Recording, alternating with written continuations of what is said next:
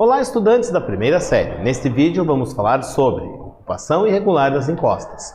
É importante, ao falarmos desse assunto, fazermos algumas reflexões que podem ser vistas aqui na tela. Quais as consequências de ocuparmos lugares impróprios, como as formas do relevo de uma região influenciam na sua ocupação e ainda, quais são os fatores que transformam o relevo.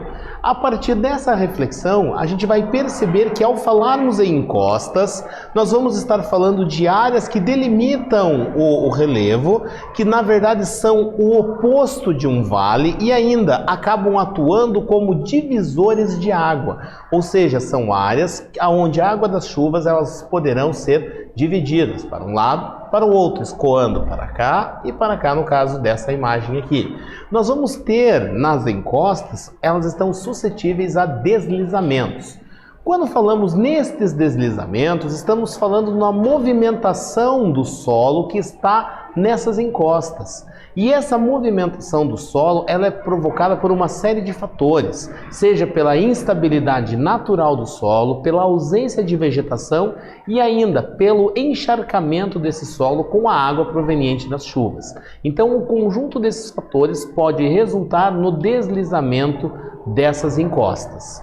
E aí, quando falamos em deslizamentos, essa imagem que vai aparecer na tela para você mostra justamente um deslizamento ocorrendo, onde nós vamos perceber que o solo começa a apresentar uma movimentação, uma leve instabilidade, e ele não consegue mais sustentar as camadas seguintes, e aí, consequentemente, ocorre um movimento em cadeia, um movimento em cascata. Ele não consegue mais suportar e as demais áreas começam a vir a ruir em função da instabilidade desse solo. E esses deslizamentos das encostas, eles podem ser classificados de acordo com a velocidade e também de acordo com o tipo de material ali existente. Onde nós temos as corridas, que são movimentos rápidos, onde os materiais se comportam como fluidos altamente viscosos. Isto acontece com a grande concentração de água superficial. Então existe uma velocidade bastante grande nesse deslizamento deste material. Os fluxos de detritos é um material inclinado que se torna saturado com água e pode se transformar em um fluxo de detritos ou um fluxo de lama. Então a gente percebe que ele tem uma característica onde ele tem uma velocidade menor do que as corridas. Além de ter essa velocidade menor do que as corridas, também vai dispor de uma área de extensão menor quando comparado às corridas. E aí nós temos também os escorregamentos, que são movimentos rápidos e de curta duração desses sedimentos que vão deslizando pela superfície. E eles podem ser translacionais ou as quedas de blocos.